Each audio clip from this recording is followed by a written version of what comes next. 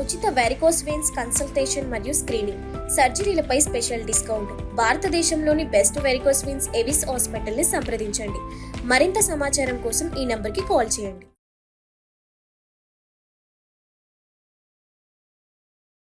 Hi hello నమస్తే, welcome to our channel. నేను మీ శ్రీయాను. So ఈ రోజుల్లో ఉండే హెల్త్ ప్రాబ్లమ్స్లో చాలా మందిని ఇబ్బంది పెడుతున్న సమస్య ఏంటంటే ఆర్థరైటిస్ ఒకటని చెప్పుకోవచ్చు. సో ఇది ఆడవాళ్ళలోనూ మగవాళ్ళలోనూ ఎక్కువగానే కనిపిస్తుంది.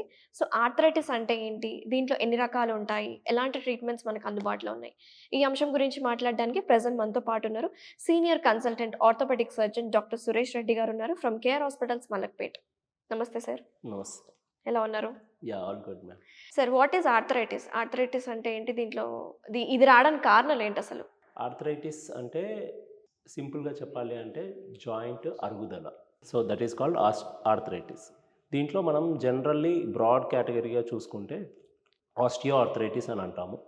ఇందులో ప్రైమరీ, సెకండరీ అని ఉంటాయి. ప్రైమరీ అంటేనేమో ఎటువంటి కారణం లేకుండా ఉంటాయి, అంటే ఇది ఏజ్ రిలేటెడ్ ఉంటాయి. Okay. So above 50 or 60 years పైబడిన వాళ్ళకి, మేల్స్ కావచ్చు, ఫీమేల్స్ కావచ్చు, ఎస్పెషల్లీ కీళ్ళు కానీ, తుంటి జాయింట్ కానీ, అరుగుదల కానీ ప్రైమరీ ఆస్టియోఆర్థరైటిస్ అంటారు.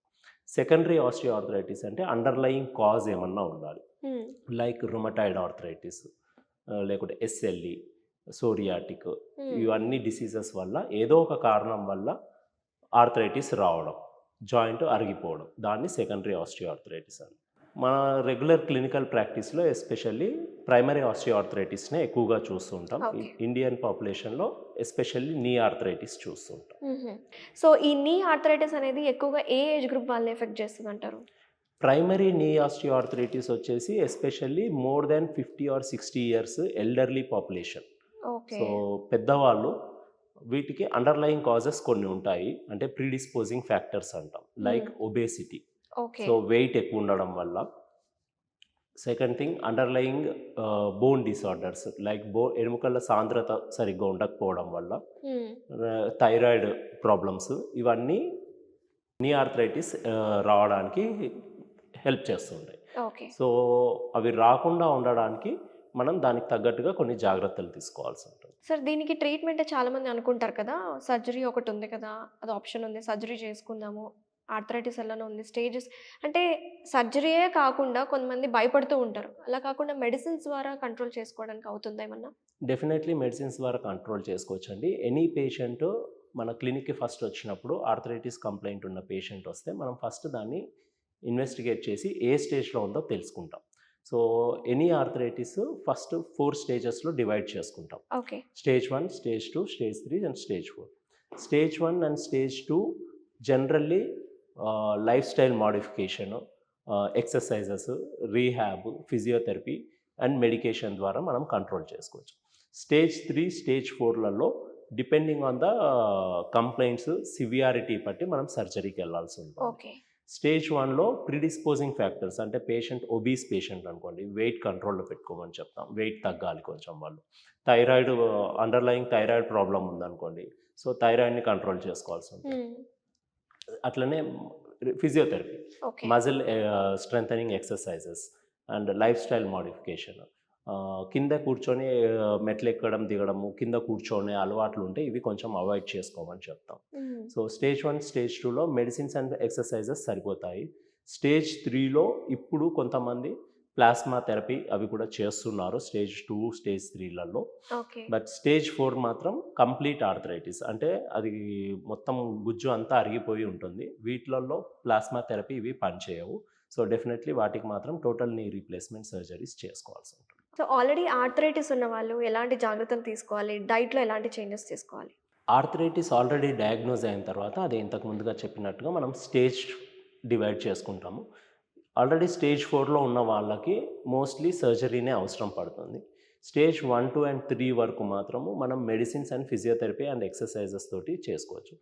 జాగ్రత్తలు అంటే ఇది life style modification, like already obese, అంటే ఆల్రెడీ ఆర్థరైటిస్ వచ్చిందంటే ఆ ప్రిడిస్పోజింగ్ ఫ్యాక్టర్ ఏమైనా ఉందో చూసుకోవాలి. పేషెంట్ లావుగా ఉన్నారు, ఓవర్ వెయిట్ ఉన్నారు అనుకోండి, ఒబిసిటీని తగ్గించుకోవాలి, వెయిట్ కంట్రోల్లో పెట్టుకోవాలి. నెక్స్ట్ మెట్లు ఎక్కడం దిగడము అనేది తగ్గించుకోవాలి. అండ్ క్వాడ్రిసెప్స్ స్ట్రెంథనింగ్ ఎక్సర్సైజెస్, మోకాలు చుట్టూతా ఉన్న మజిల్స్ని మనం బాగా ట్రైన్ చేసుకోవాల్సి ఉంటుంది. ఆ ఎక్సర్సైజెస్, ఫిజియోథెరపీ అవి చేసుకుంటే పెయిన్ తగ్గుతుంది. రిమైనింగ్ కొన్ని మెడిసిన్స్ ఉన్నాయి, కాంట్రో ప్రొటెక్టివ్ ఏజెంట్స్ అంటాం వాటిని. సో అవి తీసుకుంటూ ఈ ఎక్సర్సైజెస్ చేసుకొని పెయిన్ వచ్చే యాక్టివిటీస్ని మనం అవాయిడ్ చేస్తే డెఫినెట్లీ పెయిన్ తగ్గిపోతుంది. These people don't regularly need surgeries. Only stage 4 వరకు మాత్రం మనం సర్జరీస్ చేసుకోవాల్సి ఉంటుంది. ఓకే. ఇంకొకటి ఏదో బోన్ డెన్సిటీ అనేదో టెస్ట్ ఉంటుంది కదా సార్, ఆ టెస్ట్ గురించి ఒకసారి చెప్పండి. బోన్ డెన్సిటీ టెస్ట్ అనేది మనం ఈ ఆర్థరైటిస్లో ఇందాక ముందు మనం చెప్పినట్టుగా ప్రీడిస్పోజింగ్ ఫ్యాక్టర్స్లో బోన్ డెన్సిటీ కూడా ఒకటి ఇంపార్టెంట్. ఓకే. సో ఈ బోన్ డెన్సిటీలో టెస్ట్లో మనం డెక్సా స్కాన్ అని ఒకటి చేస్తాం. DEXA scan, dual energy X ray absorptiometry. ఈ స్కాన్ ద్వారా ఎముకల సాంద్రత అంటే ఆస్టియోపోరోసిస్, అంటే బోన్ వీక్ అయిపోయినప్పుడు దాన్ని ఆస్టియోపోరోసిస్ అని అంటాం మనం. ఆస్టియోపోరోసిస్ ఏమన్నా ఉందా లేదా తెలుసుకుంటాం.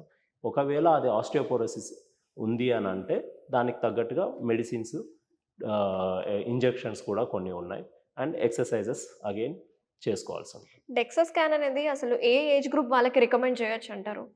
డెక్సా స్కాన్ అనేది especially post menopausal women, periods అయిపోయిన పెద్దవాళ్ళు కానీ, and elderly male patients like above 70 years. Females మాత్రం కొంచెం ఎర్లీ స్టేజ్లో స్టార్ట్ చేస్తాం వాళ్ళకి. ఆఫ్టర్ మెనోపాజ్ 55-60 yearsకి వాళ్ళకి డెక్సాస్ మనం సజెస్ట్ చేయొచ్చు. ఎస్పెషల్లీ క్లినిక్ వచ్చి కంప్లైంట్ చేసే జనరల్ బాడీ పెయిన్స్ ఉంటున్నాయి, వీక్నెస్ ఉంటుంది అన్న వాళ్ళకి మనం డెక్సాస్ సజెస్ట్ చేస్తాం. Very nice sir. Thank you so much sir. చాలా డీటెయిల్గా ఎక్స్ప్లెయిన్ చేశారు. అసలు ఈ ఆర్థరైటిస్ అంటే ఏంటి, ఎన్ని రకాలు ఉంటాయి, మనం తీసుకోవాల్సిన జాగ్రత్తలు ఏంటి, చాలా క్లియర్గా మాకు చెప్పినందుకు థ్యాంక్ యూ. నమస్తే. Thank you.